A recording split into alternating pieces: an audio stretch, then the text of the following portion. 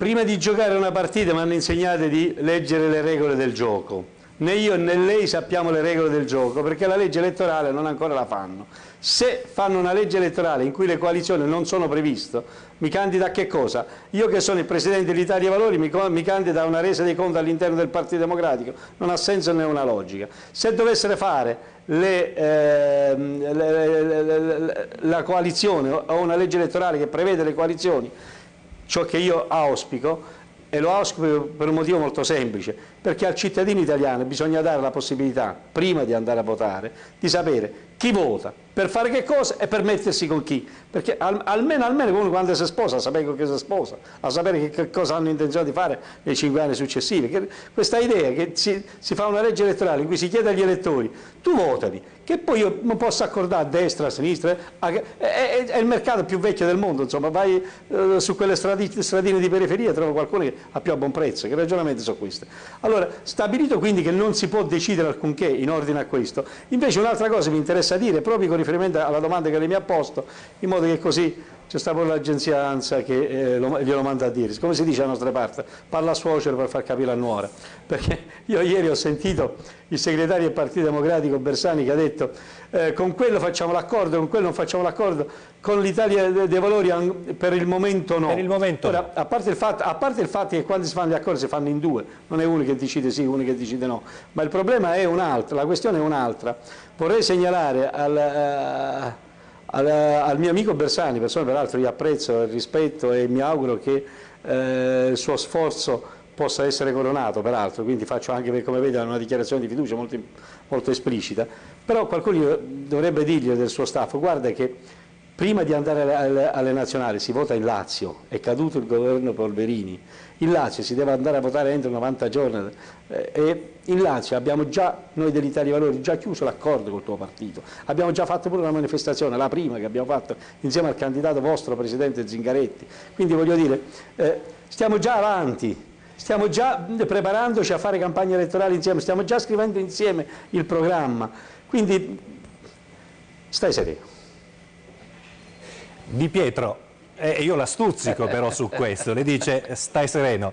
quindi sul Lazio siete alleati col PD, in campo nazionale ma non si può essere alleati mezzo sì e mezzo no, noi non capiamo ma però, non si può essere alleati mezzo sì e mezzo no,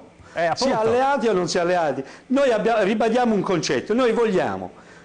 abbiamo raccolto 1.200.000 firme per le elezioni nazionali, vogliamo una legge elettorale che prevede un sistema bipolare, moderati o riformisti. L'Italia dei Valori si collega nell'ambito del riformismo di cui ha la foto di Vasto. In ambito di questo noi prendiamo atto che oggi come oggi il Partito Democratico si è discostato nel momento in cui ha preferito invece mettersi insieme e appoggiare il governo Monti. Riteniamo che aver appoggiato Monti ha portato più inflazione, più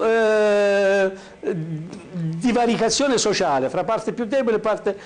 forte del Paese, che sia un governo che faccia gli interessi del sistema finanziario, del sistema dei poteri forti, riteniamo quindi che sia stato un errore. Questo per il passato. Guardando al futuro, noi vogliamo crearlo una coalizione bipolare con il centro-sinistra, il Partito Democratico, SEL e quant'altri, ma sulla base di un programma che ci riporti alle ragioni della nostra esistenza programmatica. Vale a dire, per esempio, noi dal 13 ottobre iniziamo la raccolta delle firme per abrogare come si dice, la riforma Fornero, cioè quella riforma che prevedeva il licenziamento illegittimo dei lavoratori, per abrogare il finanziamento pubblico ai partiti, visti che gli dai 100 lire e questi se ne fregano, tanto vale non dargliela mancuno, e così via. Io lo sto dicendo in Di Pietrese, ma si capisce. Molto chiaro Di Pietro, ma allora io le richiedo, se l'accordo nazionale non ci fosse, salterebbe anche quello per la Regione Lazio? Cioè, o si è alleati in tutto? Ma siccome c'è sta nella Regione Lazio, io credo che prima o poi il Partito Democratico, e queste primarie saranno una svolta molto importante in questo senso, dovrà rendersi conto che non può portare avanti due programmi, uno l'opposto dell'altro. Io per esempio prendo atto che Bersani stesso ultimamente sta dicendo che deve andare oltre l'agenda Monti e che deve modificare l'agenda Monti. Io me ne sono accorto il primo giorno che ci è andato Monti, meno male che se ne sta accorgendo pure lui, quindi io mi auguro che fra qualche giorno, fra qualche settimana, insomma, non è mai troppo tardi, insegnavano a scuola,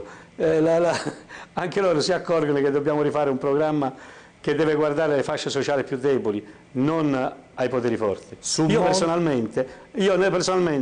tra la Tobin tax, cioè la tassazione delle transazioni finanziarie, e l'IMU alle prime case, preferirei mettere la tassazione delle transazioni finanziarie. L'IMU alle prime case non l'ho votato io, l'ha votato appunto chi appoggia Monti.